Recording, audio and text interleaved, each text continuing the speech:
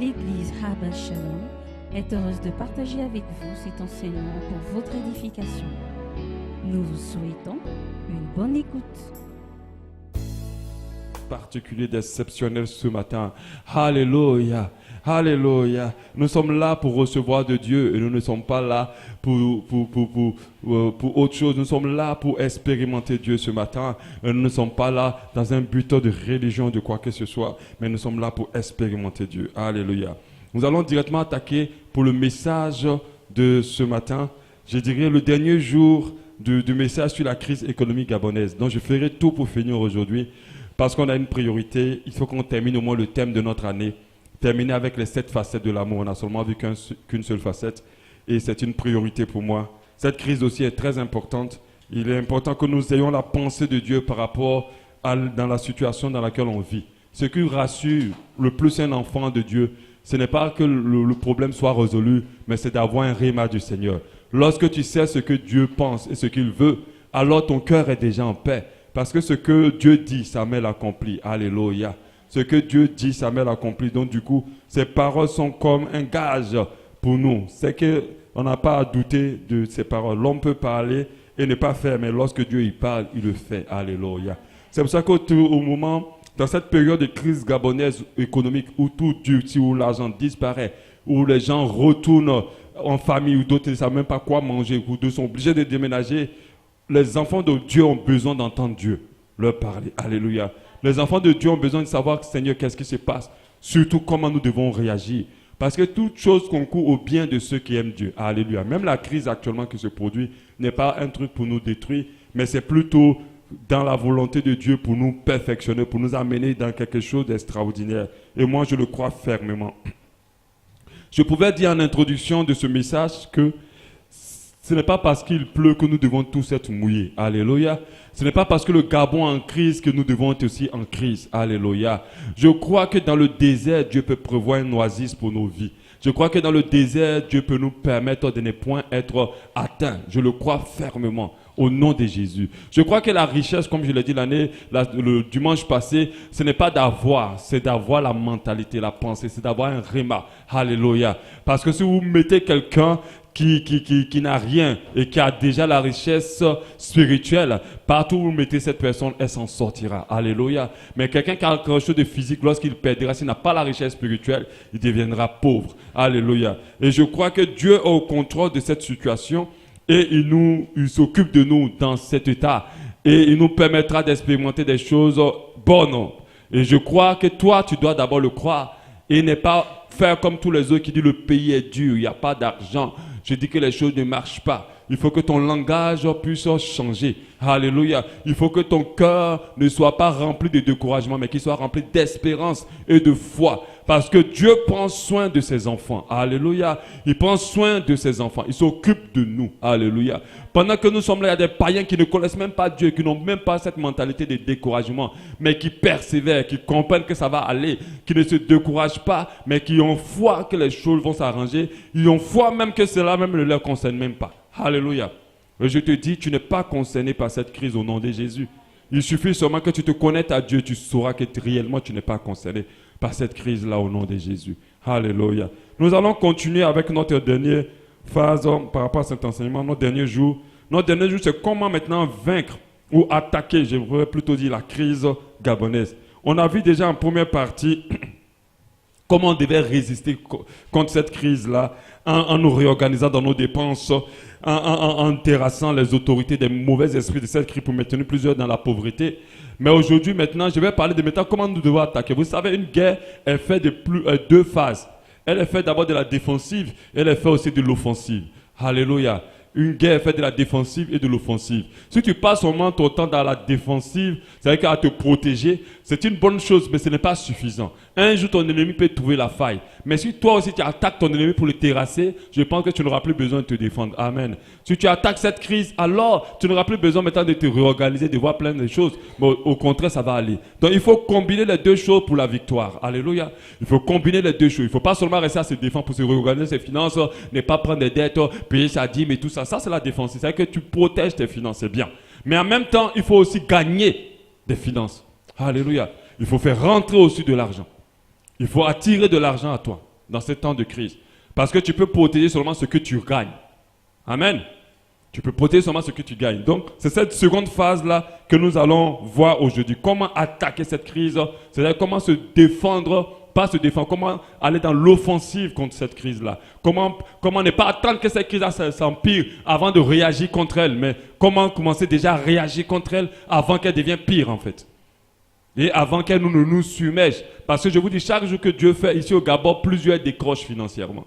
Plusieurs tombent et ont du mal à se relever. Et cette vague de destruction des finances de beaucoup de personnes est en train de s'étendre réellement. Et cela, si ce n'est pas encore arrivé à toi, tu dois comprendre qu'il faut préparer déjà ta défensive, mais il faut aussi préparer ton offensive aussi. Alléluia. Amen.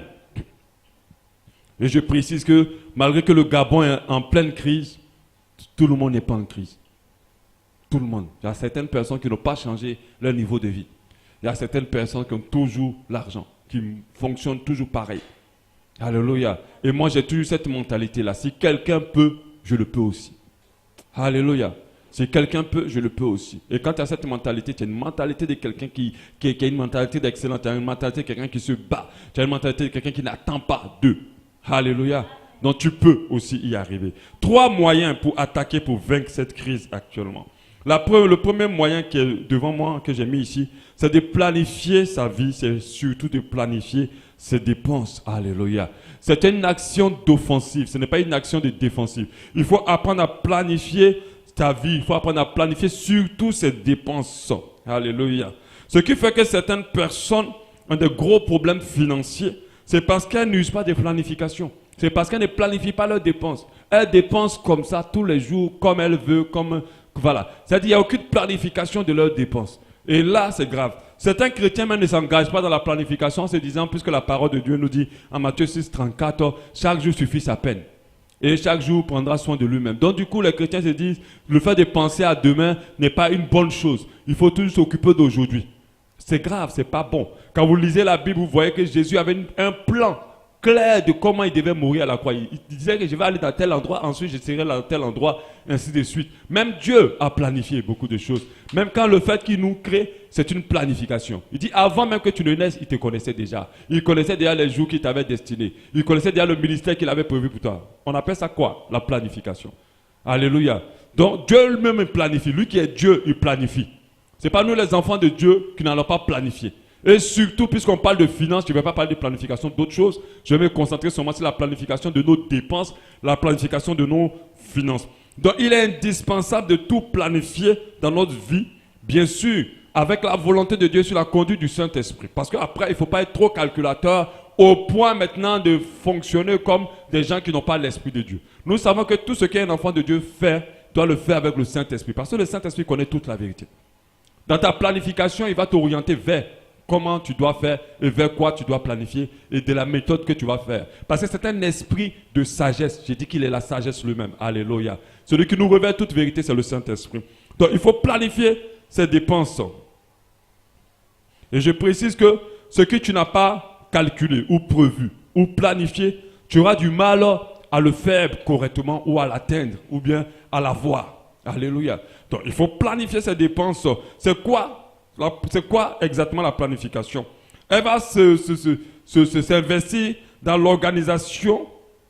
Ce serait plutôt une organisation dans le temps de nos projets, de nos finances, de nos réalisations. Alléluia.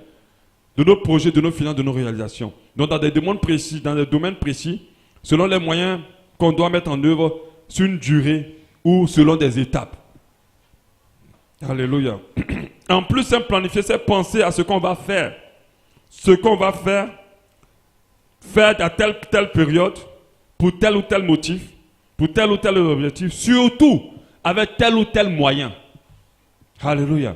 Donc si tu veux faire telle chose, il faut penser, je vais le faire tant. Mais en pensant à pourquoi et tout, mais surtout avec quoi je vais le faire.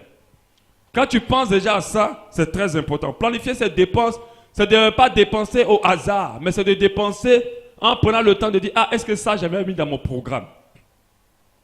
Parce que ce qui fait que des fois, nos finances tombent en vrac, c'est parce qu'on dépense sans avoir programmé. Et c'est ça qui est plus grave. Je vais vous dire une chose, et que moi j'ai très vite compris, beaucoup de choses sont importantes à payer. Beaucoup de choses sont prioritaires. Mais est-ce que ces choses, d'abord pas prioritaires, importantes, nécessaires, mais est-ce qu'elles sont prioritaires? Si vous voulez faire la liste de ce que vous avez besoin, ça ne finira jamais. Chaque jour que vous achèterez, chaque jour la liste augmentera. Mais est-ce que c'est une priorité? Est-ce que c'est une nécessité maintenant? Quand vous faites une planification de vos dépenses, vous devez tenir compte de ça. Je veux acheter une chaussure, mais est-ce que si je n'ai pas la chaussure, je vais mourir? Est-ce que c'est réellement indispensable de l'avoir maintenant? Quand tu réfléchis comme ça, tu dis, bon, je peux me débrouiller d'abord avec celle-là. Pour le moment, l'argent de la chaussure, je peux le préférer plutôt l'utiliser pour autre chose qui est indispensable maintenant. Amen. Dans la planification des dépenses, nous devons aussi penser, comme je l'ai dit, au QQOQCC. J'avais dit qui, quoi, où, quand, comment, combien, pourquoi. Très important. C'est-à-dire, à chaque fois que tu veux dépenser, pose-toi la question, qu'est-ce que je veux payer? Pourquoi je dois le payer? Où je dois l'acheter? Parce que dans le où, on fait le calcul des moins chers, des plus chers, de qualité. Est-ce que ça va durer? Parce qu'il y a des choses qu'on rachète plusieurs fois à bon prix, mais qu'on finit de les racheter plus cher même que quelque chose d'original. Est-ce que vous comprenez ce que je veux dire? Tu vas commencer à acheter des petites chaussures de travail, tout de 10 000, 10 000, les ballerines, 10 000, 10 000, 10 000. Mais les ballerines de 10 000, 10 000, à chaque fois que tu les achètes, elles se gâtent après 2 mois. Au lieu de te lever, d'aller prendre 30 000 francs, acheter peut-être une ballerine de qualité qui va te faire 1 ou 2 ans. Donc c'est très important de réfléchir sur les dépenses en les tournant dans tous les sens pour se rassurer déjà qu'elles sont indispensables maintenant, mais aussi qu'on fait un bon investissement en les payant. Amen. Parce que c'est ce qui fait que beaucoup dépensent plus. Il ne faut qu'acheter des chaussures tout le temps. Tout le temps, tout le temps. Même quand tu veux aller dépenser même dans ta coiffure. Tu dois réfléchir, cette coiffure-là, oui, c'est joli, oui. Mais est-ce que c'est une coiffure qui peut me faire au moins 2 ou 3 semaines? Amen. Tu sais que je vais payer plus cher, mais je sais que je vais durer avec ça. Mais je vais payer moins cher, et puis je sais que je vais faire à peine 1 semaine. Donc je serai obligé de miser. Donc au fil du compte, tu vas dépenser beaucoup d'argent dans une coiffure. Tu vas dépenser plus qu'une coiffure plus chère en peu de temps. Ou à la même période. Amen. C'est très important de tenir compte de ça. Très important. Quelle est l'importance de la planification par rapport à nos finances? La Bible nous donne un passage intéressant. Luc 14, 28, 32.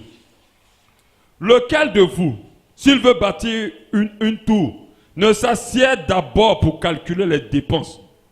La Bible dit lequel de vous, s'il veut fabriquer une maison, ne s'assied d'abord pour calculer les dépenses? C'est-à-dire ne planifie ce qu'il va investir dedans. Mais beaucoup de personnes commencent des projets sans calculer l'investissement. Beaucoup de personnes. Et ça, c'est pas bon. Voir s'il y a de quoi à terminer, s'il y a de quoi à la terminer. De peur qu'après avoir posé le fondement, ils puissent l'achever et que tous ceux qui le verront ne le mettent à rallier. Amen. Donc très important, on va parler tout le suite. Très important de planifier pourquoi.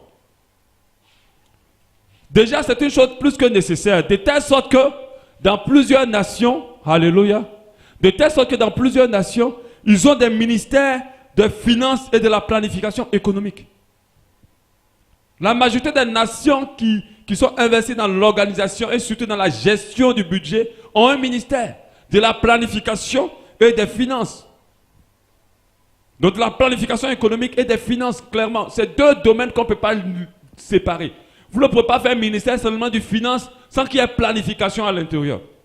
Sinon, les finances du pays vont aller dans tous les sens et le pays va plus s'appauvrir. Tous les États planifient ce qu'ils doivent dépenser. Et ils le dépensent selon le plan qu'ils ont fait. Mais quand ils planifient, ils réfléchissent à tout. Mais pour le volet économique, ça ne voulait pas que le pays tombe dans la pauvreté, dans la chute économique. Donc, on pense à tout ça avant de commencer à dire, bon, on va aller construire un pont. Imaginez que vous commencez un stade qui vous ronge tout le budget du pays, si vous n'avez pas planifié. Donc quand on planifie, on se dit, bon, il va coûter tel montant, est-ce qu'on peut s'investir dans? Oui, on peut, alors on fait. Non, est-ce qu'on peut? On ne peut pas maintenant. Alors, comment on peut faire pour faire entrer de l'argent? Ça, c'est la planification. Et c'est très important pour mieux gérer nos finances. Si tu ne planifies pas tes finances, tu vas mal les gérer. Si tu ne calcules pas ce que tu vas dépenser avant de dépenser, tu vas mal dépenser. Le devoir va t'aider à dépenser. Le devoir, je n'ai pas dit là, quand je parlais de lui, il fonctionne beaucoup dans les personnes qui n'aiment pas planifier. Si tu n'as pas prévu ce que tu vas dépenser, le devoir va t'aider à dépenser. Et si tu as prévu, alors il y a des moments, même si tu es attiré, tu vas te dire non, je ne fais pas cela, je ne vais pas dépenser. La planification va te permettre de gérer au mieux tes finances, mais au mieux tes dépenses. Tu as de l'argent que tu as envie de dépenser, tu as des besoins, mais tu dis ça, je ne touche pas.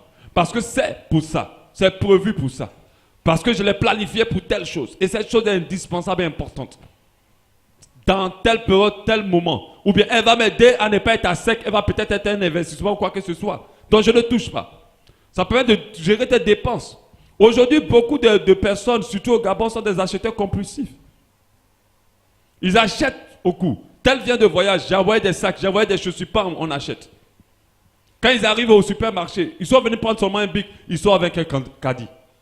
Quand ils arrivent à mon boîte, ils sont juste venus chercher une mèche. Après, ils sont avec des robes, avec des chaussures. Oh, tu es venu chercher une mèche. Donc ça, c'est pas bon. Ça va te permettre de dépenser, même dans les données aux gens. Tu dois planifier. Parce qu'il y a des personnes qui ont un don de liberté, de générosité incontrôlable. C'est bien, mais cette chose-là est devenue en train de plomber toutes leurs finances. Donc, même dans ça, tu dois dire, ah, est-ce que c'est vraiment nécessaire? Est-ce que c'est l'Esprit de Dieu qui me conduit? Alors, fais-le. Ce n'est pas tous les données qui me sont multipliées au centuple, je vous le dis. Ce n'est pas tout. Parce que tout donné qui n'a pas été conduit par l'Esprit de Dieu n'est pas multiplié au centuple. Amen. Donc, faites très attention. La planification va nous permettre de ne pas faire aussi de mauvais investissements. Parce qu'avant de t'investir financièrement dans quelque chose, tu vas d'abord planifier, calculer. Il y a des gens à qui on parle de bonnes affaires, ils sautent dedans et ils vont faire les bonnes affaires. Et après, ils se retrouvent zéro. Quand on écoute l'histoire des esclaves en Libye, on a dessus parlé, c'est d'actualité. Quand j'ai écouté les montants que les gens ont dépensés pour arriver en France, j'ai dit, mais tu aurais pu rester au pays et faire une affaire. Les gens te disent 3 000 euros, 5 000 euros pour arriver en France. Mais 3 000 euros, c'est 2 millions. 2 millions, tu peux faire une affaire. Juste pour arriver en France. Vous voyez comment des gens n'ont rien compris. Ils pensent que le succès, c'est d'être en France. Mais en France, les Blancs même dorment dehors. Ils sont dans la rue, ils ne peuvent même pas manger. Toi, tu vas faire quoi? Toi, le Loir, tu vas faire quoi là-bas? Donc, faites très attention. Ils sont morts pour rien. Rien. Parce qu'ils n'ont pas un sens de la planification des dépenses. Quand tu calcules la tête, est-ce que c'est... Tu peux me dire, mais 3 000 euros, je fais un programme ici, je mets de l'argent de côté, tranquillement, je me fais un bon budget, je prends un avion normal. Mais quand j'y vais là-bas, mais je n'y vais pas seulement pour me dire que bon, je vais aller faire le Jossi. Parce que même le Jossi, les Blancs font maintenant. Les Blancs même, ils lavent leurs morts. Les Blancs même, ils lavent les hôtels, ils lavent les toilettes aussi. Parce que c'est chaud sur tout le monde là-bas. Ce n'est plus pour les Noirs, les petits jobs. Hein. Il n'y a plus de Noirs bonnes là-bas. Bientôt, je vous dis, c'est une prophétie. Eux-mêmes vont courir si vous venez chercher travail. Et ils ont déjà fait ça. Ils ont déjà fait. Vous voyez les Blancs aussi. Ce n'est pas pour être raciste. On n'est pas contre les Blancs. J'ai toujours dit, notre équipe, c'est les enfants de Dieu et les enfants du diable. Un point, un trait. Moi, je ne suis pas blanc et puis les autres sont noirs. Je ne suis pas dedans. Amen. Mais beaucoup d'entre eux qui sont ici, là, ils sont rien en Europe. Mais ils ont des millions ici. Faites très attention. Planifiez vos dépenses. Calculez. La planification va nous aider à ne pas se trouver dans de gros trous financiers et dans des endettements inutiles. Il y a des dettes qui sont utiles. Prendre des dettes, ce n'est pas quelque chose de mauvais globalement. Ce n'est pas mauvais dans la globalité si c'est une dette d'investissement. Toute entreprise, même la majorité des entreprises sont à la base endettées. Même les grosses entreprises que vous voyez, même Gabon, Télécom et tout ça, ils ont des dettes. Et de grosses dettes. Mais ce n'est pas des dettes pour crever leur structure, c'est des dettes qui leur permettent d'avancer. Mais si tu prends un endettement pour aller faire ta coiffure, en quoi le fait que tu allais prendre 30 000 pour ta copine pour faire la coiffure va te permettre d'avancer? En quoi tu allais prendre 300 000 pour donner au deuil de ton papa ou de ta maman ou je sais pas de ta tante va te permettre d'avancer? Ça, ce sont des dettes inutiles. Si vous prenez des dettes, soit ces dettes vous permettent de maintenir quelque chose d'important, soit elles vous permettent de gagner plus d'argent. Mais ne vous endettez pas pour rien. Amen. Ne vous endettez pas pour rien. Donc ne prends pas de dettes pour une coiffure, ne prends pas de dettes parce qu'il y a une soirée importante, mais à la fin de l'année, il faut que tu fasses la fin de l'année, il faut que tu aies de l'argent. Tu peux t'endetter, par exemple, tu as ton loyer que tu ne peux pas payer, ces choses, on peut te chasser. Ça, c'est au moins plus valable. De dire que donne-moi, sinon on me chasse, ça c'est valable. Mais tu vas donne-moi juste, c'est vraiment, je suis invité à un mariage, j'ai même la dame de compagnie, je n'ai même rien sur moi. Porte ton ancienne robe. Si elle ne veut pas toi en tant que dame de compagnie, c'est pas grave. Parce qu'il y a des choses qui l'homme complique sa propre vie pour rien. Ils ont des problèmes d'argent là. Moi, chaque fois que quelqu'un vient me donner de l'argent, j'aime bien observer sa vie. Je vous dis, il y a des investissements qui sont de l'argent, on donne dans des trous troués, dans des poches trouées. Il y a des personnes, il ne faut pas les aider. Quand tu les aides pour rien. Parce que dès que tu tournes le dos, l'argent que tu leur as donné est détourné. Amen. La planification va nous permettre de gérer au mieux les dépenses imprévues aussi. Parce que quand on planifie aussi, c'est de penser aux imprévus. Quelqu'un peut dire, je fais une caisse en cas de maladie, on ne sait jamais. Je n'ai pas dit que tu attires à toi la maladie. Mais tu dis, bon, on va faire une caisse à côté, on met de l'argent dedans à chaque fois. On ne sait jamais si quelqu'un est malade, si quelqu'un a tué, on va utiliser ça. C'est bon. Parce que si tu n'as pas planifié ça, tu vas piocher dans quelque chose que tu n'as pas programmé. Et ça peut te faire un grand imprévu. Le véhicule, je mets tout de l'argent dedans pour ma vidange. C'est très important. Je mets de l'argent de côté, je planifie les vidanges. C'est quelque chose d'important. Je ne vais pas attendre qu'à la période arrive pour chercher dans quoi prendre. Quand tu planifies comme ça, le moment ça arrive, c'est déjà prévu. Donc cela ne te fait pas de tout. Mais beaucoup ne le planifient pas. Ils ne planifient pas des choses importantes ou des charges importantes. Ici, j'ai remarqué que c'est à la fin du mois qu'on cherche le loyer à payer. C'est quand le mois arrive, boum, on cherche maintenant où je vais trouver le loyer, où je vais trouver mon loyer. Normalement, le loyer doit commencer à être planifié dès le début du mois. Surtout si tu as une activité où tu gagnes un peu. Surtout ceux qui ont des petits commerces. N'attends pas la fin du mois. Ceux qui attendent la fin du mois, c'est ceux qui ont des salaires. Mais toi qui n'as pas un salaire, qui a un petit comport, tu ouvres une enveloppe de loyer. À chaque fois que tu gagnes un peu, tu mets à côté, tu dis le loyer. Et quand ça arrive, tu as prévu. Parce que soit, si tu n'as pas prévu, soit tu vas aller t'endetter, soit tu vas avoir des problèmes dans tes finances. Ou tu vas utiliser l'argent que tu ne dois pas utiliser. Amen. Donc ça va nous aider beaucoup de planifier. Qu'est-ce que nous devons planifier? Déjà, nous devons planifier nos dépenses. Avant d'acheter, il faut prévoir. Avant d'acheter, il faut prévoir. Avant de sortir, il faut prévoir. Avant de dépenser, il faut prévoir au moins ce qu'on doit dépenser. Il faut prévoir si ce qu'on va acheter est vraiment important.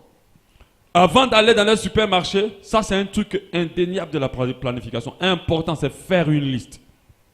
Avant de rentrer dans un supermarché, d'aller surtout à mon boîte, faire une liste. Même si tu ne sais pas écrire, ou même si tu n'es pas très fort dans ça, fais-la dans ta tête. Et va avec la liste. Et à chaque fois, coche et enlève. Et dis-toi, c'est une chose qu'on ne réussit pas, que je ne prends rien d'autre si ce n'est ma liste. Si tu avais quelque chose d'autre, crée une autre liste. Et dis prochainement, je viens chercher. Fais une liste lorsque tu vas partir. Donc il faut se dire, comme je l'ai dit, plusieurs choses sont importantes et que je peux acheter. Comme je l'ai dit, la liste des choses importantes à acheter n'a jamais fini. Je vais vous dire tout de suite, là, si on dit à chacun de vous, qu'est-ce que tu veux acheter aujourd'hui? Je pense qu'un cahier de 100 pages ne va pas finir. Vous allez écrire. À chaque fois que vous écrivez un, vous pensez à l'autre. À chaque fois que vous écrivez un, vous pensez à l'autre. Tellement il y a trop de choses à acheter. Mais ce n'est pas pour autant que vous devez tout acheter. Donnez même 100 millions à quelqu'un qui n'a rien. Il va trouver le moyen de dépenser les 100 millions. Il va trouver. Les dépenses vont immédiatement se créer. Il trouvera le moyen de dépenser les 100 millions. Donc, il faut planifier. C'est très important. Acheter quand on trouve que cela est indispensable. Il faut acheter sur cette base-là. Et non sur la base du fait que cela soit important. Amen. C'est important pour toi de faire une coiffure toutes les semaines. C'est important pour toi d'acheter de nouveaux vêtements parce que ça fait peut-être 2 ans que tu ne t'es pas acheté des habits. Mais est-ce que c'est indispensable? C'est-à-dire que si tu n'as pas acheté de nouveaux habits, est-ce que tu vas mourir? Est-ce que tu ne seras pas efficace dans ton travail? Est-ce que ça va te rapporter de nouveaux argent? Tu dois te poser cette question. Alors tu dis pour le moment ce n'est pas indispensable, on met ça de côté. On attendra, même si les gens ne me trouvent pas, même si je n'arrive pas à trouver le mari. Ce n'est pas toutes les femmes belles qui trouvent des maris, je vous le dis déjà. Il y a des femmes là, mais elles ne savent même pas, elles ne sont jamais assises dans un salon de coiffure, mais elles sont mariées. Elles ont leur mari. Donc faites très attention. Alléluia. Donc il faut planifier aussi nos projets. Alléluia. Il faut planifier nos projets, tout type de projet. Il ne faut jamais commencer à dépenser dans un projet sans se rassurer qu'il soit rentable, mais aussi veiller à le budgétiser. C'est-à-dire que tu veux réaliser quelque chose, tu veux penser à quelque chose, tu veux faire un commerce, tu veux faire quelque chose, il faut penser à se rassurer que ce que tu vas, où tu vas mettre ton argent, c'est rentable. Mais il faut aussi surtout budgétiser ton projet. Budgétiser, c'est-à-dire dépenser, je veux faire ça, mais j'ai besoin de combien? Ça te permet de planifier tes projets, afin de mieux jauger toutes les dépenses qui y sont liées. Parce que ce que tu n'as pas prévu et que tu tombes dedans va te créer des imprévus. Et du coup, tu vas dépenser au plus même que ce que tu as prévu. Moi, il y a des choses que je n'aime pas du tout, c'est les imprévus. C'est-à-dire que tu dis que tu veux juste faire quelque chose de rapide qui va te coûter 200 000. Et puis dès que tu commences, tu dépenses près de 600 000. Ça, c'est pas bon. Ça veut dire que c'est que tu n'as pas bien planifié ta dépense. Amen. Donc, il faut planifier nos projets. Au niveau des projets, il est important de planifier certains événements de nos vies. Planifier par exemple la rentrée scolaire de nos enfants. C'est-à-dire, n'attendez pas que la rentrée scolaire arrive, bon, vous partez chercher les listes et vous savez combien. Ça, c'est pas bon. Quand on fait comme ça, on dépense plus. Or, quand tu y penses avant, tu prévois, tu peux même dire, bon, qu'est-ce que je peux acheter maintenant? Les acheter maintenant. Généralement, c'est moins difficile d'avoir commencé à dépenser depuis que d'attendre de dépenser gros. Donc, vous pouvez planifier la rentrée scolaire de vos enfants. Vous pouvez planifier les dépenses de la fin de l'année. On est déjà en novembre. Je vous dis, il y a des gens qui ont déjà acheté les cadeaux de Noël de leurs enfants. Qui ont déjà acheté, qui ont emballé, qui ont gardé. Parce qu'ils savent qu'en fin d'année, tout flambe. Tout devient cher.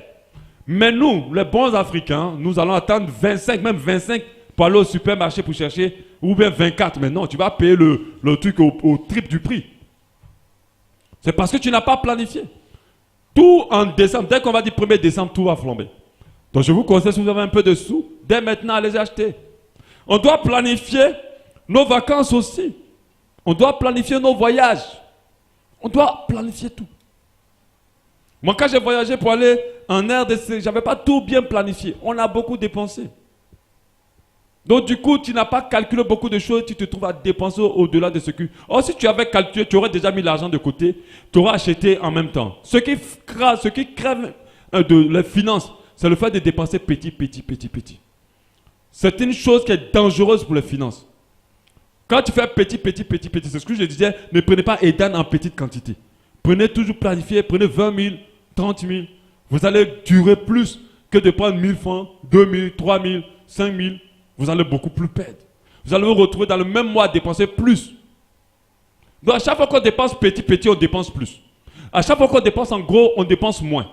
Parce qu'en gros, en plus des remises. Amen. Parce que le détaillant est plus cher que le gros. Le détail est forcément plus cher que le gros. Si tu paies un grand sac de riz de 50 kilos, tu vas moins payer que de prendre un sac de riz de 5 kilos à chaque fois. Tu vas plus dépenser. Donc si tu planifies, alors cela va t'aider. On doit planifier aussi par exemple les enfants, eux la venue. Nous savons qu'un enfant, c'est beaucoup de dépenses. Déjà grossesse, naissance, habits, école, nourriture, maison. Les parents même peuvent compléter.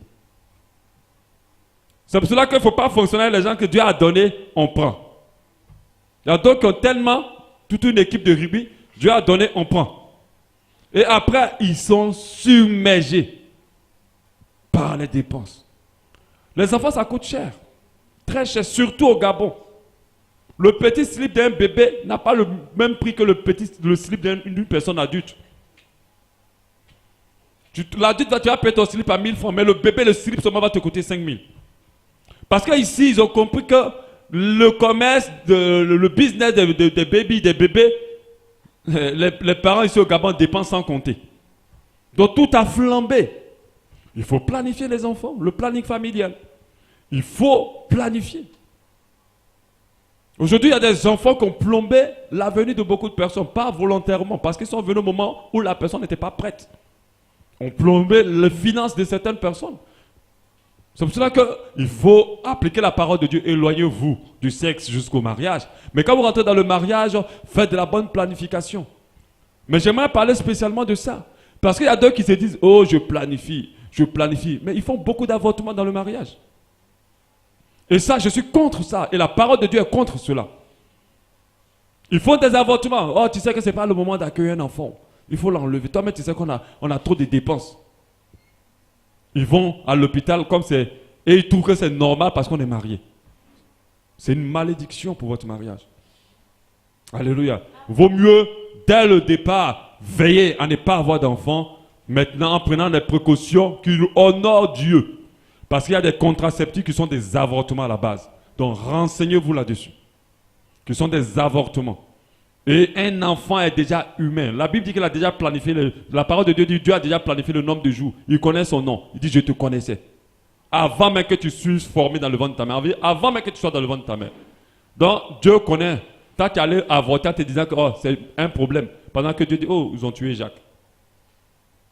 Les meurtriers. Ils sont là maintenant, nous on planifie. Oh, comment vous pouvez coller les enfants comme ça? Ok, vous avortez. Amen. Donc, vous arrêtez ça. Amen. Mais planifiez quand même la venue des enfants. Je dis ça aux futurs couples. Hein? À l'église, on va vous parler de certains secrets quand vous serez prêts à vous marier. Alléluia. Amen. Mais surtout les bons secrets. Parce que les chrétiens, là, ils aiment tout prendre par la foi. Ce n'est pas la foi qui gère tout. Des fois aussi, il y a la sagesse qui est importante. Alléluia. L'intelligence, la calcul, c'est important. Vous ne faites pas la foi, c'est Dieu qui a donné. Et puis maintenant, tu as toute une équipe avec des règles dans ton dos. Tu es obligé d'aller quémander. Tu ne peux pas t'en sortir. Amen. Donc, à condition, mais par rapport aux enfants aussi, à condition que Dieu aussi nous impose des enfants de la destinée. Parce qu'il y a des enfants, tu peux tout faire. Tous les contraceptifs. Moi, j'ai vu des femmes tomber enceintes avec les stérilés. Elle a tout bouché, mais elle tombe enceinte quand même. Elle prend pilule, elle tombe enceinte. Donc, il y a des fois, Dieu veut te donner des enfants de destinée. Donc là lui-même, il va enlever la nature. Il va forcer l'enfant dans ton ventre. Amen. C'est pour cela qu'il ne faut jamais, jamais, jamais avorter. Amen. Parce qu'il y a des enfants de la destinée. Dès que ces enfants-là rentrent dans ton couple, c'est fini ta vie d'école. Amen. Donc je parle à quelqu'un. Dis-toi, moi et l'avortement, plus jamais. Bon, plus jamais, jamais nos chemins se recroiseront, ou bien nos chemins se croiseront. Recroiseront si tu l'as déjà fait, ou se croiseront si tu ne l'as pas encore fait. Alléluia. Ce n'est pas ton partage, ça ne sera jamais ton partage. Alléluia. Nous devons planifier nos investissements. Nous devons planifier nos investissements, nous être prudents dans ce qu'on investit. Plusieurs personnes sont devenues pauvres après de mauvais investissements. Mais pourquoi? Parce que ça n'avait pas été planifié. Avant d'investir, il faut des préalables. Avant d'investir, il faut au moins une planification. Un calcul d'abord. Il faut gérer cela. Il ne faut pas investir sur des coups de tête. Ok? Il ne faut pas investir sur les bases de la séduction de quelqu'un qui te dit, oh, je te dis que ça marche. Et puis là, tu dis, ah bon, pas. Comme BRSA par exemple. Et beaucoup sont retrouvés pauvres en se disant qu'ils sont en train de faire un bon investissement. Donc il faut planifier, il faut calculer, il faut te rassurer. Il faut jauger les risques et tout. Ok? Donc plusieurs affaires alléchantes et tout ça, il ne faut pas se lancer dedans. Il faut planifier aussi même, quelque chose qui va peut-être être choquant, nos dons, nos offrandes, nos dîmes, nos libéralités, autant que cela est possible. Déjà, il faut les planifier pour les donner. Parce que si tu n'as pas prévu planifier ton offrande du matin, il est fort probable que tu ne donnes pas d'offrande. Et si tu ne donnes pas d'offrande, on a dit que les offrandes et les dîmes et les libéralités sont des protections contre le dévoreur. Ok? Donc c'est le dimanche matin qu'ils fouillent leur poche. Hey, qu'est-ce que je vais donner à Dieu? Et puis enchaîner 10 dimanches, 5 dimanches sans donner. Et quand tu ne donnes pas, tu plombes tes finances. Alors, amen. Parce qu'une chose pour protéger ses finances aussi, c'est de donner. Amen. Donc il faut déjà les planifier. Il ne faut pas attendre samedi ou dimanche matin pour chercher quoi donner à Dieu. Parce que même le donner, on doit être en accord avec le Saint-Esprit. Si le Saint-Esprit t'a donné 50 000 et dans cela il a prévu 15 000 pour l'église ou pour un don de libéralité, pendant que tu as commencé à bouffer d'abord, bouffer, et puis dimanche matin, oh, il me reste seulement 2 000. Et puis tu mets dans l'enveloppe, tu viens, tu donnes. Il y a un problème. Or, quand il te donne 15 000, tu dis, mais Seigneur, qu'est-ce que je prévois pour toi dedans? Qu'est-ce que je prévois pour toi dedans? Ah, le Seigneur dit 15 000. Quand tu as donné 50 000, 15 000. Ok, j'en ai mes 15 000, je mets déjà de côté. J'ai planifié mon don. Amen. Mais il faut aussi le planifier pour ne pas donner sur un coup de tête aussi. Je vous dis, il y a des gens qui sont devenus pauvres après un programme de prière. Après un programme de prière, leur maison et tout ce qu'il contient est parti. Leur voiture est partie. La clé, ils sont venus mettre ça dans le panier. Tellement, je vous dis, ce n'est pas toutes les bouches qui prêchent qui sont des bouches qui prêchent avec le Saint-Esprit. Je vous dis, il y a des gens qui utilisent des feuilles sur des langues pour convaincre. Il y a des gens qui utilisent des potions, quand ils te saluent, tout ce que tu as là, même tes vêtements, tu as envie d'en donner pour donner. C'est pour ça qu'il faut planifier. Tu dis, ok, je vais dans ce programme, Seigneur, qu'est-ce que tu veux que je donne? Maintenant, si tu es dedans, que le Saint-Esprit te convainc, le Saint-Esprit, je dis bien, parce que ce n'est pas là arracher les bénédictions, arracher, là, faites très attention. Je dis, il y a des gens qui sont devenus pauvres après avoir donné dans un programme. Et il y en a tellement. Pendant qu'ils pensaient multiplier, fructifier. Donc, il faut aussi planifier ça. Quand tu sais que tu vas quelque part, un enfant de Dieu dit que je vais dans un programme, vous savez qu'il y a toujours des offrandes maintenant dans tous nos programmes. Donc, il faut dire, bon, je planifie, je vais donner tant, je mets dans ma poche, c'est ce que je vais donner. Demande-le au Saint-Esprit, il va t'orienter. Ou bien, bon, vraiment, Seigneur, laisse-moi, aujourd'hui, là, prends mon corps d'abord. Donc, tu vas être ton corps, tu donnes rien. Mais tout ça doit être en accord avec l'Esprit de Dieu. Amen. De telle sorte que tu donnes quand il faut et que tu ne donnes pas quand il ne faut pas. Amen. Parce qu'il y a des terres qui sont maudites. Quand tu donnes ton argent n'a pas été utilisé pour le bien. Donc il faut se rassurer. Ce n'est pas dans toutes les terres qu'on sème sa graine. Amen. Donc la planification va t'aider déjà à calculer ça, à gérer ça. Parce qu'un homme de Dieu peut tomber sur toi pour dire, mon fils, Dieu me dit, parce qu'on en a déjà vu, que c'est toi qui vas t'occuper de mon voyage pour la France. Parce que Dieu m'appelle vraiment pour aller gagner les âmes là-bas. Et toi, ton argent était déjà calculé pour quelque chose de précis. Que l'Esprit de Dieu t'a convaincu. Et comme tu ne l'as pas planifié, tu prends, tu donnes. Ou bien, pendant qu'il est en train de parler, ce jour-là même, on t'a payé ton salaire. Tu sais, il y a certains mecs qui sentent l'argent. On t'a payé ton salaire. Donc, du coup, tu dis, si on me paye mon salaire, je sais que certainement Dieu est derrière ça. Faites attention. On n'est pas bête quand on devient chrétien. Au contraire, notre intelligence se renouvelle. Amen. Donc, on doit réfléchir, on doit user de sagesse en toutes choses. On ne doit pas donner par obligation. Dieu ne fait rien par obligation. On doit donner par amour, par conviction du Saint-Esprit. Alléluia. Seulement sur cette base-là, et pas par obligation. On ne doit pas donner pour impressionner. Dieu ne veut pas que tu donnes pour impressionner. Dieu veut que tu donnes par amour et par conviction. S'il veut qu'il ne soit plus ton papa, ce n'est pas grave, il est qu'à partir. Il y a beaucoup de papas. Amen. Amen. Donc il faut planifier. Beaucoup ont été ruinés après avoir mal donné. Donc faites très attention. La planification est une contre-attaque contre la crise. Quand tu planifies tes dépenses, alors tu as un outil pour gérer la crise, te battre. Parce que ça a en train de nous emporter, cette crise-là. Mais toi, tu nages à contre-courant en planifiant. Toi, tu ne te laisses pas faire. Tu te revois dans ta manière de dépenser. Et tu calcules tes dépenses. Alléluia. C'est très important. Même si on te traite de radin, ce n'est pas grave. Bon, au moins, tu fais tout par planification et par conviction, par conduite du Saint-Esprit, c'est très important. Et tu ne dépenses pas ton argent où il ne faut pas. Amen. La deuxième chose pour pouvoir contre-attaquer cette crise, c'est l'épargne, petit à petit. Il est paradoxal de demander à des gens d'épargner maintenant pendant qu'il n'y a pas l'argent. Pendant que l'argent se fait rare. Mais je dis, on est tous capables d'épargner. Tous. On est tous capables de faire une épargne, même si on te donne même 1000 francs seulement par jour. Tu peux enlever 100 francs dans une caisse, ça va tomber. Un jour, ça va donner quelque chose.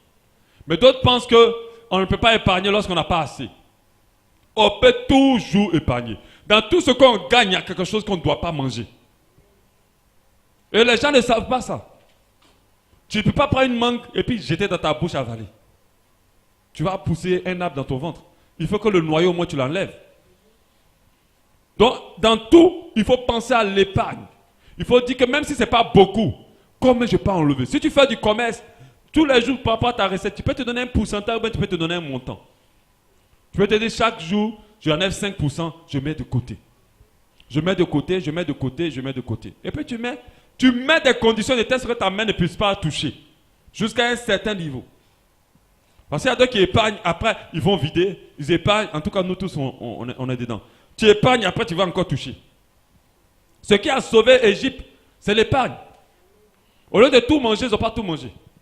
Pendant qu'il y avait les vaches grasses, ils ont gardé de côté. Et quand il y a eu les vaches secs, ils ont touché. L'épargne aide vraiment. L'épargne, des fois, peut être conduite par l'Esprit de Dieu pour prévoir un imprévu terrible. Donc, à chaque fois que tu gagnes 5 francs, mets un peu de côté.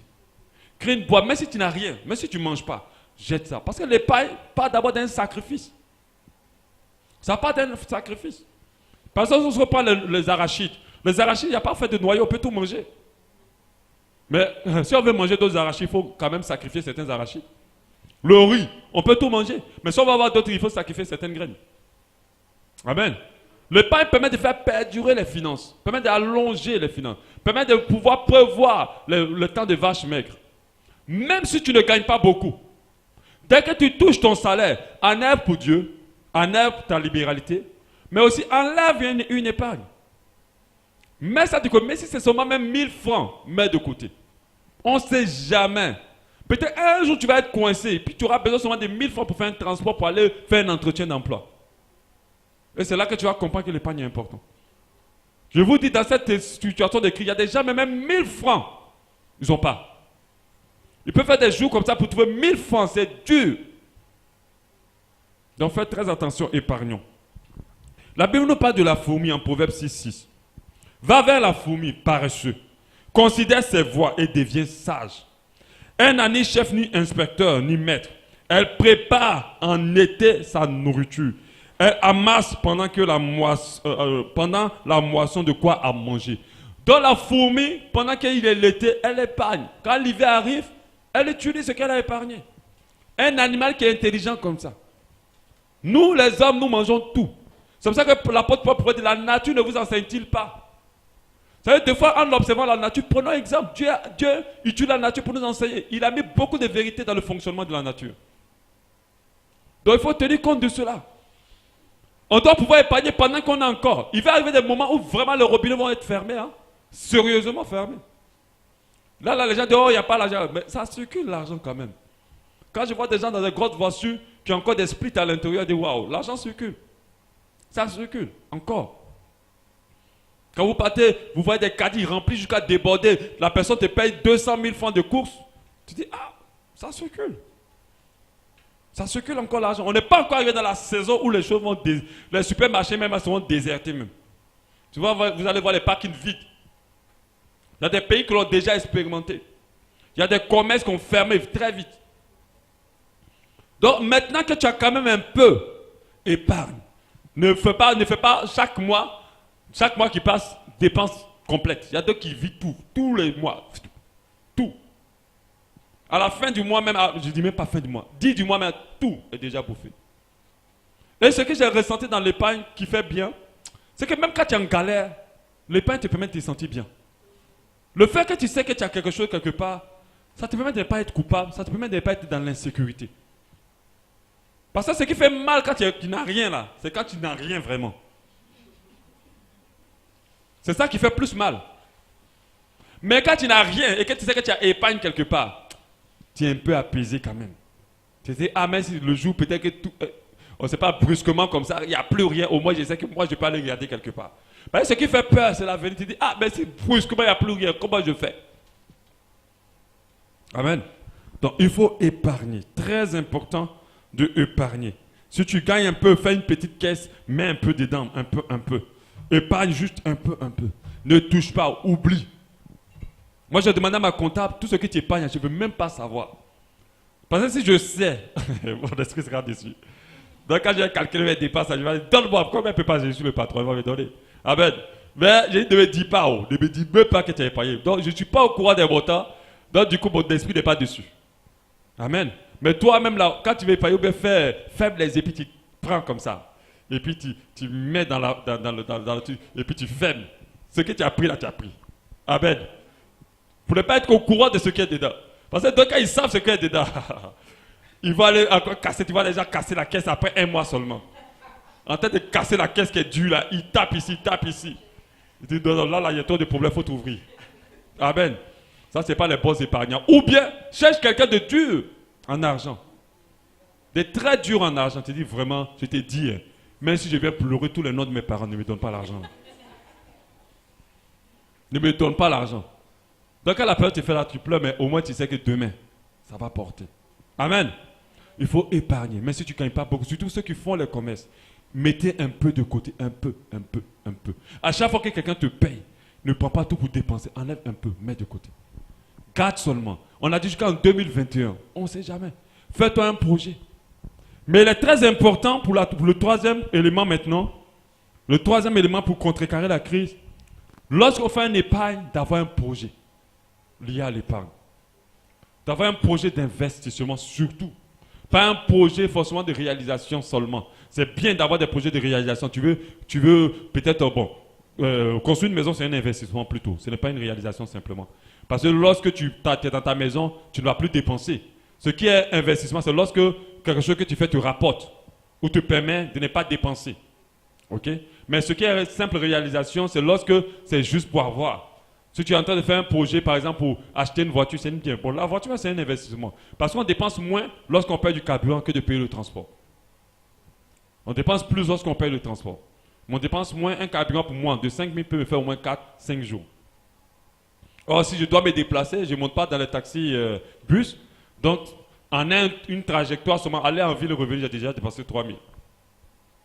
Donc, il faut penser aussi à investissement. Ça, c'est le troisième élément. Investissement dans une activité génératrice de fonds. Investissement dans une activité génératrice de fonds. Donc, lorsque tu es en train de faire ton épargne, il faut penser à investissement. Qu'est-ce que je veux réaliser pour me rapporter un peu plus d'argent? Pourquoi je dis ça? Parce que quand vous lisez Genèse 2, 10, la Bible dit qu'il y avait un fleuve qui traversait le jardin d'Éden et ce fleuve-là se divisait en 4 bras.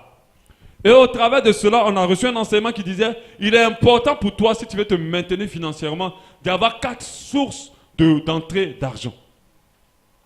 Il ne faut pas que ton salaire seul soit le moyen de gagner de l'argent ou une activité seule. Quand tu es comme ça, le jeu, ça craque là-bas, tu es déstabilisé. Et ce qui crève vraiment les finances, c'est lorsque on n'a pas de choses pour se poser dessus. Pour pouvoir gérer d'abord le temps que tout revienne. Parce que si ce n'est pas le cas, les dettes au Gabon ici, le Gabon est un pays où les dettes augmentent vite. Si tu ne payes pas ton loyer 1 mois, 2 mois, c'est fini, tu as déjà beaucoup d'argent à payer. Parce que les loyers sont chers. C'est cher. Si tu ne payes pas la scolarité de ton enfant 2 mois seulement, c'est déjà beaucoup d'argent. Les scolarités sont chères. Ils vont les chasser. C'est cher. Tout est cher. C'est-à-dire que dès que quelque chose s'incrémente, ça devient beaucoup immédiatement. Or, si tu as des 4 fleuves, c'est-à-dire que tu as d'autres moyens de te faire rentrer de l'argent. Mais ce n'est pas beaucoup d'argent. Mais si c'est un peu, c'est important. Ça te permet de gérer l'intérêt le temps que tu retrouves ta position. Donc, il est très important d'avoir 4 fleuves.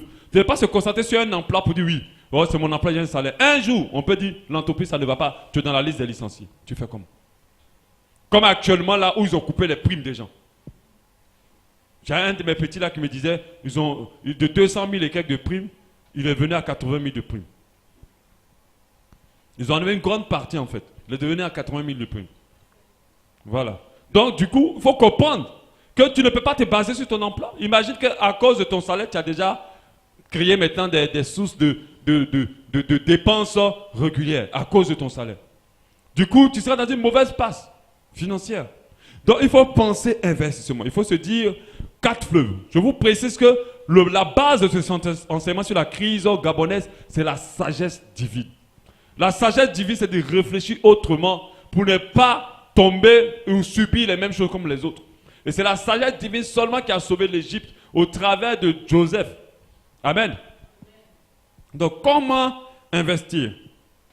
Donc, on va voir comment investir, dans quel secteur investir. Comment investir? Je vais vous donner des choses importantes en parlant de ce qu'il ne faut pas faire ou ce qu'il faut faire. Ce qu'il ne faut pas faire dans comment investir, ne rentrez pas dans une tontine. La tontine n'est pas un investissement. Ça, je vous dis clairement. Je suis sûr que quand on va vous questionner ici, là, il y a au moins près de 5 personnes qui sont dans tontine ici. Ce n'est pas un investissement. Au contraire, la tontine, c'est un gros problème. Et surtout dans notre période où on est là. La tontine n'est pas des choses stables. Déjà, on est en fin d'année, il y a décès. Imagine que la fille de bouffer puis meurt. Tu fais comment? Vous allez lui demander au mort, tu viens me rembourser ton argent. Il va venir te donner la nuit. Tu ne peux pas. Imagine qu'il a fini de bouffer et puis il dit, vraiment, on m'a renvoyé. Tu vas lui dire quelqu'un qu'on a renvoyé là, tous les problèmes du monde est payé. Hein? Tu ne peux pas. La tontine n'est pas un investissement. Les gens pensent que c'est un vrai investissement. Oh, j'ai pris la tontine, j'ai pu construire ma maison. À cause même du volet spirituel de la tontine. C'est un mauvais volet spirituel. Parce qu'à chaque fois que tu prends, et c'est une conviction que j'ai reçue du Seigneur au travers de la relation que j'ai avec lui, tu prends les problèmes de tout le monde À chaque fois que tu récupères une tontine, sache que tu as pris les problèmes de tout le monde. Ce qui devait leur arriver sur moi là, c'est toi qui les récupères d'abord. La majorité des gens qui gèrent les tontines, quand ils prennent là, ils ont tous les problèmes du monde. C'est difficile. Même quand ils construisent leur maison, ce qu'ils ont prévu faire, ils n'arrivent pas à faire. Il va toujours avoir des choses, oh, tel est décédé, oh, le bâtiment, le sous-bassement est tombé, il faut refaire. Et puis il y a toujours quelque chose qui se passe. Généralement, on ne fait rien de bon avec. La tontine n'est pas un investissement. Si tu es dedans, quand tu as fini de prendre et qu'ils ont fini de faire le boucle, sors de là. Sors vite de là. Parce que tu es obligé de terminer puisque tu as bouffé, ou bien les autres ont bouffé. Toi aussi, il faut que tu prennes pour toi. Tu ne peux pas sortir sans prendre aussi. Amen. Je ne vais pas te dire, il faut laisser, il faut partir. Même si tu as la foi là, jusqu'à fatiguer, tu as dit, non, pasteur, là. Pardon, moi je ne peux pas laisser mon argent. Amen. Mais sors de là, ce n'est pas un investissement. Ce qu'il ne faut pas faire, ne collabore pas dans des investissements avec des personnes par affinité. Ça ne va pas faire des affaires avec des personnes sur la base de l'amitié ou de la famille. Ne va pas dans ça. Si tu veux investir, parce qu'il y a d'autres cas, ah, j'ai une bonne idée, ok, je vais même pas, la petite soeur va vendre. La petite soeur, elle vend, elle bouffe une partie, elle vend, elle bouffe une partie. Elle est là, même elle dort seulement, elle ne travaille pas comme il faut. Et ton affaire tombe. Il faut sélectionner des collaborateurs rigoureux, compétents et sérieux. Ne te mets même pas avec quelqu'un, ça dit, bon, nous deux, on va mettre l'argent ensemble pour aller travailler. Mets-toi un collaborateur aussi qui est bon. Parce que des fois, tu es associé à quelqu'un qui n'est pas bien. Lui, il voit seulement comment, ah, on a eu beaucoup d'argent. Oh, mais il faut déjà qu'on se partage. Alors que toi, tu vois que le projet doit durer. Il y a des gens comme ça qui soutiennent un peu de l'argent. Qui soutiennent de l'argent. Comme ils ont le droit de signature sur le truc, ils vont toujours retirer de l'argent. Collabore avec des personnes compétentes. Avec des personnes sérieuses. Avec des personnes aussi rigoureuses. Parce que tu peux travailler avec quelqu'un puis te laisse tout le travail. La personne ne travaille plus. Elle n'est plus là. Elle a toujours des soucis. Et c'est toi-même qui te fais tout le boulot. Ok? Donc, il ne faut pas faire ça. N'embauche pas une personne de ta famille. N'embauche pas les proches. N'embauche pas des personnes dans le but de les aider ou de les soutenir. N'embauche pas à condition que ces personnes soient compétentes. Si elles sont compétentes, alors embauche-les. Si ta soeur est très bonne dans le travail, alors tu l'embauches, il n'y a pas de problème. Mais il ne faut pas l'embaucher parce que c'est ta soeur. Et que tu veux l'aider. Il ne faut pas embaucher quelqu'un parce que c'est ton frère. Ou que la personne souffre trop. Parce que même dans l'église, quand on ouvre les entreprises, on dit, ah pasteur, trouve-moi quelqu'un dans l'église qui cherche le travail parce que je viens d'ouvrir mon travail, mon entreprise. C'est une mauvaise réflexion d'investissement. À la rigueur, dit au pasteur, trouve-moi quelqu'un de compétent. Et le pasteur doit t'envoyer vers toi, pas quelqu'un qui souffre, mais quelqu'un qui est de compétent. Pour ne pas te créer des problèmes, moi, j'aurai des recommandations. Si je te recommande, c'est que moi-même, j'ai bien testé. Parce que c'est comme ça que les noms des pasteurs sont gâtés. On va dire, ah, il m'a recommandé quelque chose, la personne a commencé à voler mon argent, elle ne travaille pas, elle est paresseuse, peut-être ton fidèle maintenant te regarde toujours bizarrement. Un jour, il quitte l'église, puisque les chrétiens sont des voyageurs d'église. Il faut le globe trotteur dans les églises. Donc, il ne faut pas collaborer comme ça. Il faut prévoir les risques quand vous investissez. Étudiez-les à fond. Afin de vous rassurer que votre investissement est rentable et sécurisé. Parce qu'il faut prévoir, tu dis, ok, je vais faire telle chose. Est-ce que cette chose-là a des risques, a des menaces? Tu dois calculer, te rassurer que dans ce que je mets mon argent là, ça va pour donner. Et s'il y a des risques, comment je peux déjà les prévoir? Mais il y a des gens qui disent, ok, je veux ouvrir un commerce de vente de vêtements. Mais dans le commerce de vente de vêtements, il y a des risques. On est dans une période où les gens ne s'habillent plus. Hein. Tout le monde prend ses vieux habits jusqu'à fatiguer. On renouvelle. Maintenant, nous les hommes, c'est facile. Tu changes les pantalons, tu changes les chemises, tu remplaces, soit tu changes les combinaisons. Même les femmes aujourd'hui qui n'aiment pas porter les mêmes habits, elles sont obligées. Les gens, si tu investis, donc réfléchis. Maintenant, comment faire pour les gagner? Pour les faire payer? Je vais vous en parler tout à l'heure. Afin que de prévoir les dépenses, les imprévus qui pourraient surgir dès que le lancement de l'affaire va se faire. Parce qu'il y a beaucoup qui se sont appauvris après un lancement d'une affaire. Ils ont lancé l'affaire, ils ont tout mis. Moi, je vois des fois en Goji, là, des restaurants qui s'ouvrent, ils mettent le haut standing dans le restaurant. Ils te mettent des grands choses, c'est beau. Quand je lui ai dit, mon frère, c'est un mauvais investissement. Actuellement, on est là. Tout le monde mange pain au chocolat. Ah, moi, je ne vais pas aller m'asseoir dans un restaurant. C'est avant où j'ai parti m'asseoir dans un restaurant et ma femme, on mangeait des plats de 22 000, 17 000. Mais là, ah non. Là, Richep, 1000 francs, 1200. On a mangé, est-ce que le ventre n'est pas plein? Alors, est-ce que ça va nous tuer? Tu ouvres un restaurant où on dit, tu regardes la carte comme ça, tu vois, c'est marqué 7 chiffres dessus, mais tu fermes la carte, tu ressors. Amen. Donc, il ne faut pas faire de mauvais investissements. Je vais vous donner les clés de comment il faut investir actuellement. Faites un business plan pour votre affaire. Pour ceux qui ne connaissent pas, c'est un peu trop technique. Le business plan, c'est de réfléchir à tous les contours de ton projet. Ok, je vais réaliser un projet. Surtout, c'est de réfléchir au QQOQCC. Qu'est-ce que je veux faire? Où je veux le faire? Avec qui je veux le faire? Comment je vais le faire pour qu'il soit plus intéressant? Quand je vais commencer? De combien j'ai besoin? De combien j'ai besoin? Avec qui je vais collaborer? Tout ça, quand tu réfléchis à ça, tu te dis, ah ok, c'est faisable. Ok. Et puis le business plan pense à combien je vais gagner. Ok, si je vends ça à tel montant, en combien? Tu vas faire une prévision financière du chiffre d'affaires. Donc tu te dis, si je vends, bon, par exemple, si je prends une coiffure, si j'ai une tête ou 2 têtes par jour, ça va me faire tel montant, ça va faire, ok, ça va faire combien par mois? Est-ce que par mois, ça peut gérer mes charges, ça peut payer mon loyer? Parce que tu vas prendre un loyer de 30 000, pendant que tu vas gagner 2 têtes par jour. Alors les 2 têtes ne peuvent pas te permettre de payer le loyer. Ton entreprise va crever. Alors quand ton entreprise ne plan, tu dis, bon, si j'ai tel nombre de têtes par jour, en fonction de mon stress, en réfléchissant, alors je préfère d'abord peut-être commencer à la maison, ou même commencer d'abord dans une petite cabane, ou commencer là, et là quand j'aurai plus, je vais passer dans le terrain. C'est ça le business plan. Mais beaucoup ne réfléchissent pas à le business plan, ils s'engagent, ils se lancent dans les affaires, et ça crève. Oh, ils ont mis beaucoup d'argent dedans. Et si vous voulez avoir des informations sur le business plan plus approfondies, allez sur Internet télécharger. Il y a des documents modèles de business plan. Ou bien, si tu veux avoir plus d'approfondissement sur le business plan, prends rendez-vous avec moi, je vais te donner quelques détails. Si tu as un projet, viens, moi c'est gratuit. Dans le cadre de l'église, tout est gratuit. Mais si tu veux me consulter en tant que consultant, tu vas payer. Amen. Parce que je suis un consultant aussi dans les affaires. Alléluia. Donc tu vas payer. Donc viens, je vais t'aider pour ton business plan. Mais d'autres ne connaissent pas ça. Ils voient seulement, oh l'autre a fait ça marcher, l'autre. Attention. Les affaires ne sont pas pareilles, il y a les saisons, il y a beaucoup de changements. Tout dépend de la cible. Le business plan te permet de savoir quels sont ceux que tu cibles pour venir acheter. Qui sont ceux que tu vois pour venir acheter. La cible change. La cible change beaucoup. Aujourd'hui, nous tous, on achète les téléphones cellulaires, portables. Mais avant, c'était le téléphone fixe. Donc, si tu allais ouvrir une entreprise pour pouvoir installer un téléphone fixe, tu vas crever. Parce que personne ne les achète. Les gens ont changé d'habitude. Avant, le Gabonais allait beaucoup dans les restaurants. Aujourd'hui, non. On mange tous à la maison. Et quand on sort un peu, c'est pour acheter les petits gâteaux, les petits chips à côté. On ne va plus dans les restaurants.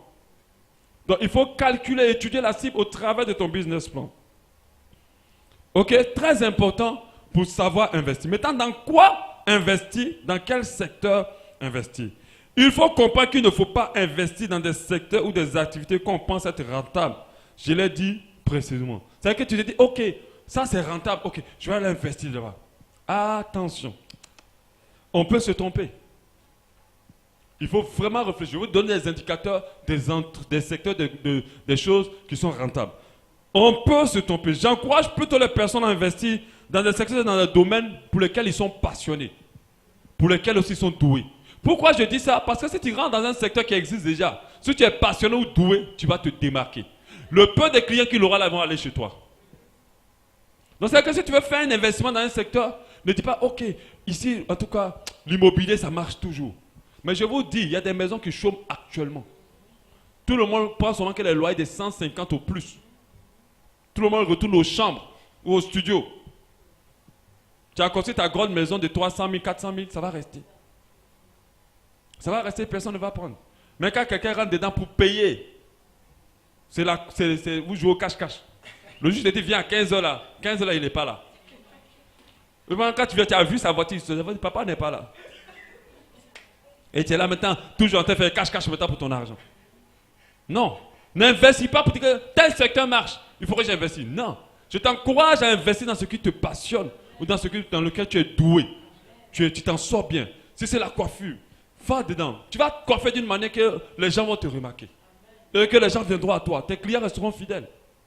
Moi, aujourd'hui, je me suis investi dans le secteur de la communication. Parce que je suis doué et passionné dedans.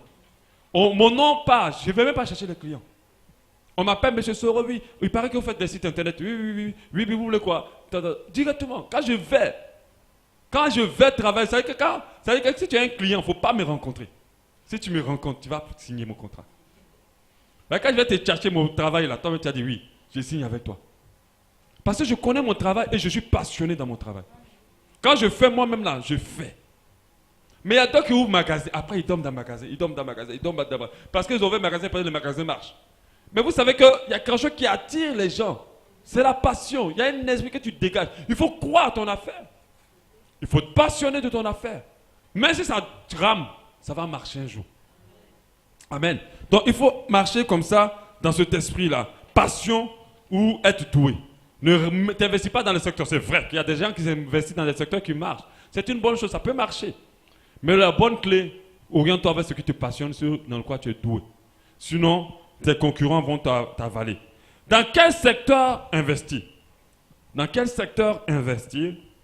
On va investir dans ces moments de crise-là. Il faut investir dans les secteurs qui se maintiennent dans les habitudes des Gabonais. Qu'est-ce que les Gabonais font même quand ils n'ont pas d'argent? Ils vont toujours acheter des choses dans la boutique. Le riz, plein de choses. Ils vont acheter la nourriture. Il y a d'autres même qui s'habillent. Il y a le transport. Ils vont toujours se déplacer. Le Gabonais ne va pas accepter de marcher ici jusqu'en ville. Jamais. Ils vont pas le transport. Il y a les maisons. Il y a la communication, le téléphone. Il y a plusieurs secteurs. Mais, j'ajoute mais, à des prix raisonnables. Ils vont toujours se coiffer. Ils vont toujours se maquiller. Mais, à des prix raisonnables. On est maintenant dans une phase où il faut faire petit pour gagner beaucoup. On n'est plus dans une phase où il faut gagner, il faut chercher gros. Si tu veux chercher gros, on ne prend pas du tout. Et tu ne gagnes rien. Moi, dans mon domaine de communication, j'ai dû réduire mes prix. Au moins, j'ai plusieurs clients qui me permettent d'avoir beaucoup plus d'argent. Que de mettre des grands prix et n'avoir seulement qu'un seul client chaque 3 mois. Donc, il faut revoir ces prix. Si tu utilises peut-être des produits un peu chers, revois, tu dis, bon, est-ce qu'il y a un autre produit qui est moins cher qui va me permettre de rendre rentable mon affaire? Mais moins cher. Les gens mangent toujours, mais ils ne mangent plus au restaurant. Les gens mangent toujours, ils ne mangent plus le poisson salé. Parce que c'est cher. Donc il y a certaines choses qui sont chères, il faut réduire. Les gens s'habillent toujours, mais ils ne veulent plus s'habiller dans les magasins où les habits coûtent 20 000, 15 000. Il y a des magasins qui ouvrent où les vêtements, moi j'ai déjà vu au Gabon aussi, une robe qui coûtait 450 000. Tu vois une entreprise d'une robe de 450 000, tu vas chômer avec ta robe. Qui va porter ça? Tu vas peut-être avoir une personne qui va t'acheter une robe chaque 3 mois. Donc, investir dans ce secteur-là qui marche, mais pensez au petit prix. Pensez à la qualité, bien sûr, mais pensez au petit prix. Parce que les gens font toujours ça, mais ils ne veulent pas payer cher. Ils vont toujours à la boutique, mais ils ne veulent pas aller chercher des choses chères à la boutique. Donc, si tu as une boutique, au lieu de mettre des trucs chers, il faut mettre un rayon de ceux qui ont l'argent, un rayon de ceux qui n'en ont pas. Pour pouvoir faire gagner le riz aujourd'hui parfumé. Les gens ne mangent plus. Ils préfèrent prendre le riz normal, qui est moins cher. Tout ça, ça rassasie. Ça dépend maintenant de la cuisinière qui va gérer ça. Amen. Donc, il faut investir dans ce qui est moins cher aussi et qui rentre dans les habitudes des Gabonais, dans les habitudes des sociétés. Aujourd'hui, les entreprises, on monte un dessin et communiquent. Mais elles ne communiquent pas cher. Elles communiquent plus cher. Quand elles veulent faire la publicité, elles ne veulent plus dépenser beaucoup d'argent.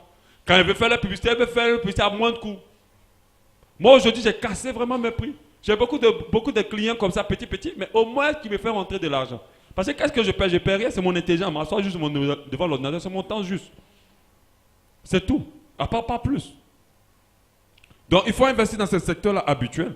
Mais il y a un autre secteur dans lequel il faut investir. L'État gabonais a pensé à la crise.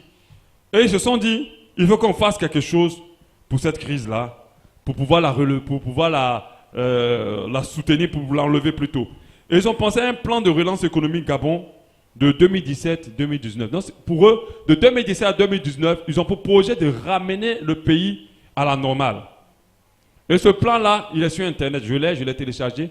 Il parle de comment ils vont le faire. Déjà réduire bien sûr les budgets de l'État, mais aussi propulser certains secteurs d'activité.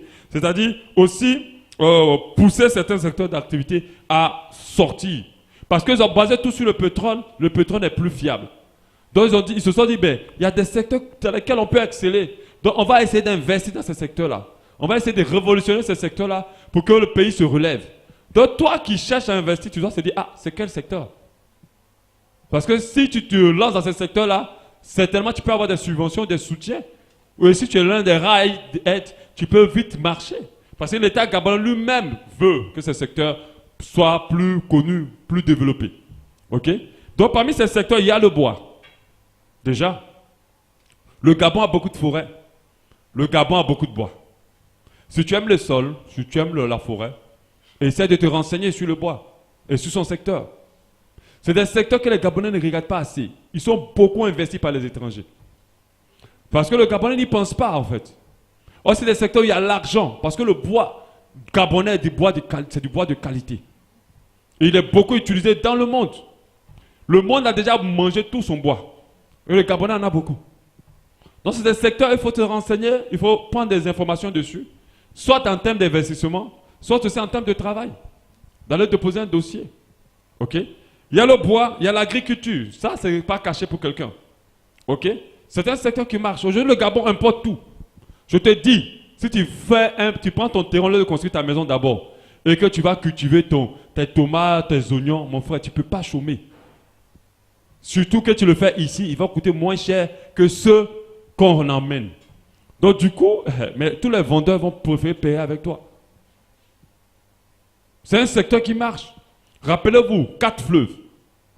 Mais d'autres laissent les terrains chômer jusqu'à... Ils attendent l'argent pour construire. Oh, paye une daba, paye une pelle. Achète un habit déchiré, va avec ta femme. Vous remuez tout le sol là. Mais c'est ça. Tous les dimanches, tous les week-ends, vous prenez à 2. Vous partez travailler dessus. Vous travaillez, vous prenez des tomates, oignons. Mais qu'est-ce que les Gabonais mangent toujours? Tomates, oignons, tout ça là, vous plantez. Ça pousse, vous allez récolter, vous allez forcément gagner de l'argent.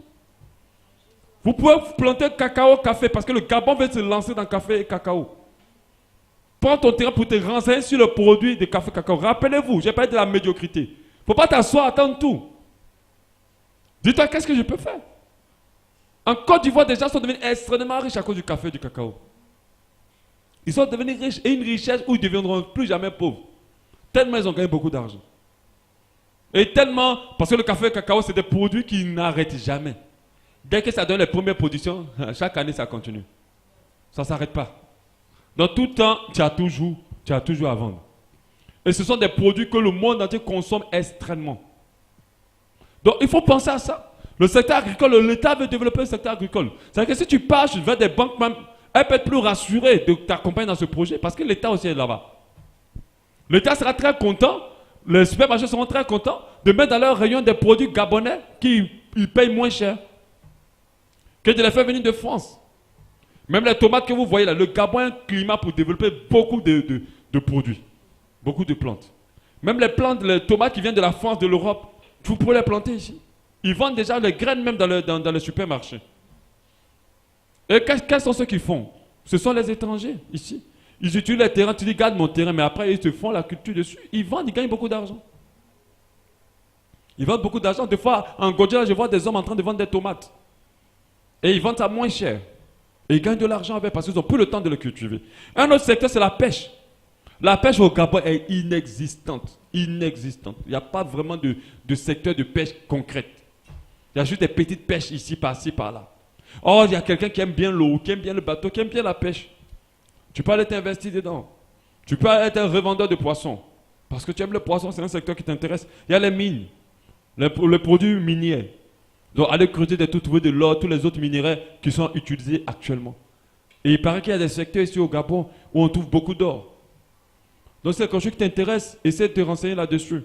Il y a aussi l'hydrocarbure. L'hydrocarbure, je pense, c'est une autre forme de pouvoir produire de l'énergie. Donc, il faut te renseigner là-dessus aussi. Il y a aussi les bâtiments, c'est-à-dire les constructions. L'État compte construire beaucoup. L'État compte développer le secteur des bâtiments. Tu peux créer ta société de création des schémas de plans, ta société de manœuvre, ta société, je ne sais pas de quoi, des décorateurs, décoratrices. Voilà. Parce que l'État construit beaucoup de bâtiments. Et il y a des gens qui bouffent actuellement. Parce qu'ils ont tous les projets de l'État. Tu peux créer ta société de peinture officiellement, d'entretien d'espace vert. Ok? C'est un secteur important. Il y a le numérique. Nous, c'est là que nous on est. Tout ce qui est numérique, tout est développé au niveau digital et l'État veut développer ça. Aujourd'hui, une bonne communication n'est plus traditionnelle. Communication, il fait connaître son entreprise. On n'a plus trop besoin d'aller mettre les grosses affiches dans la ville. Juste avec l'Internet, tu peux trouver beaucoup de clients. C'est dépassé de mettre une enseigne devant son entreprise ou son commerce pour attendre tous les clients venir. Ce n'est plus efficace. Tout se passe maintenant sur Internet. Tu as un secteur, tu as une activité, je te dis, viens, je vais te donner des stratégies pour te faire connaître. Mais d'autres sont là, ils ont lancé, ils pensent que tous les clients vont venir par là. Ah mais non, hein. J'ai une entreprise comme Gabon Shop ou quoi là, mais qui te font des chiffres d'affaires extraordinaires. Je me suis acheté, même ma montre qui est là, c'est là-bas que j'ai acheté. Mais ils n'ont même pas de magasin. Tu viens seulement, tout est entassé comme ça dans une maison. Seulement, tout se vend sur Internet. Et le Gabonais passe plus son temps sur Internet que de marcher à regarder. Moi, je rentre rarement dans des commerces que je vois puis je rentre. Non. J'ai envie d'acheter une chaussure, je passe sur Internet, je tape dans Facebook, je cherche les entreprises qui en vendent parce que je vais d'abord voir et tout ça. Donc tout se passe maintenant là-bas. Le numérique est en train de gérer le monde maintenant. L'État veut investir dans le numérique. Et il y a plusieurs ambassades qui financent les projets numériques. Et il y a plusieurs choses. Si tu as une ONG, si tu as quelque chose, si tu ajoutes le numérique dessus, ton projet a plus de poids devant des structures. Parce que l'État veut le développement du pays. Donc je t'encourage à ne pas seulement rester traditionnellement. Je vous rappelle, c'est la sagesse divine qui va nous permettre de marquer la différence. Si tu fonctionnes comme les autres, alors tu vas subir comme les autres. Mais si par la sagesse divine, tu changes de manière de fonctionner, alors tu vas te démarquer. Amen. Il y a le secteur aussi du tourisme. Le Gabon est un pays touristique puissant. On a des bonnes forêts, il y a des bons... Je dis on a des bonnes forêts comme si je suis ici Gabonais. Alléluia. Il y a des bonnes forêts. Moi je ne suis pas Gabonais, jamais je serai Gabonais. Alléluia. Parce que je suis fier d'être Ivoirien. Amen. Donc on a les bonnes forêts. Bon, pourquoi je dis encore? Ils ont des bonnes forêts. Et ils ont des beaux secteurs. J'ai des plages au Cap, mais quand tu vas, ah non, c'est beau. C'est beau. Le secteur touristique, c'est-à-dire qu'il y a beaucoup de blancs, même des acteurs célèbres qui viennent au Gabon ici.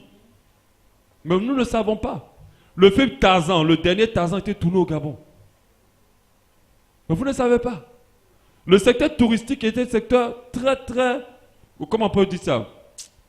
Il y a un mot, c'est-à-dire qui va apporter beaucoup. Parce que l'État oublie le pétrole, ils sont en train de se concentrer sur tout ça. Donc ils vont investir dedans. Donc qu'est-ce que toi tu peux apporter comme activité qui rentre dans le secteur touristique? Tu veux ouvrir peut-être un auberge? C'est bien. Un petit restaurant, un motel. Tu peux faire si c'est quelque chose qui te passionne. Il y a des gens qui sont passionnés de prendre soin des autres. De pouvoir faire les chambres, de faire le lit, faire à manger. Ils aiment ça. Tu peux être dedans, mais où? Pas seulement qu'à Libreville, tu peux voir un secteur, une route où les gens passent. Tu calcules. Je te dis, si tu t'assois, tu dis, oh Seigneur, je veux investir. Montre-moi où je vais investir. Moi, j'ai vu des couturiers avec qui Dieu, le Saint-Esprit, dans les rêves, on leur montrait comment les habits qu'ils doivent réaliser. Si tu connais le Saint-Esprit, il va te montrer. Alléluia. Amen. Voilà ce que j'avais à dire pour conclure avec la crise économique gabonaise. Amen. Et j'ai prié, j'ai dit au Seigneur que pendant tout ce projet-là, que les finances de chacun de nous se bousculent dans la positivité. Alléluia. Que les secteurs, les activités de chacun de nous réussissent. Nous, les enfants de Dieu, nous ne nous démarquons pas. Autant dire, oh, je suis chrétien. C'est pour cela que le Dieu m'accompagne. Non, non, non. C'est parce que nous avons la sagesse divine. Alors, avec cette sagesse divine, on peut se démarquer. Le monde dans lequel on vit, c'est un monde concurrentiel. Un point, un trait. Celui qui travaille bien se démarque. Ce n'est pas celui qui a l'enfant de Dieu, qui est enfant de Dieu. Amen. Si tu travailles bien, tu te démarques. Moi, même si je suis chrétien, si je vais chez un païen et que son restaurant, la nourriture est bien entretenue, on m'accueille bien, on me nourrit correctement et c'est de qualité et c'est abordable, mais je ne vais pas le perdre mon temps sur le chrétien où on vient te jeter l'assiette sur la table comme ça, où celle même qui te demande même le menu même, qui te doit présenter le menu, elle n'est pas présentable. Amen. C'est que c'est la qualité qui doit faire la différence. Ce n'est pas l'enfant de Dieu. Amen. Il faut bien travailler, il faut bien s'investir, il faut haïr la médiocrité.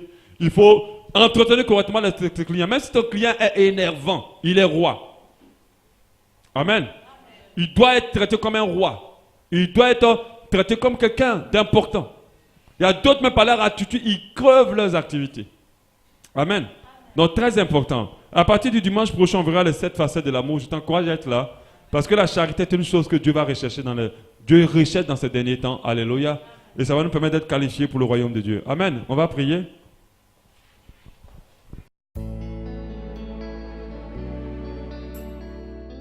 L'Église Abba Shalom remercie le Seigneur pour cet enseignement qui perfectionnera votre foi.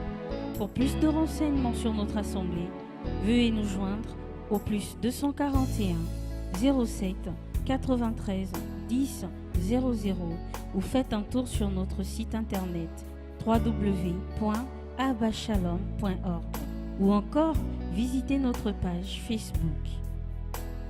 Abba Shalom, expérimentez l'amour et la paix de Dieu.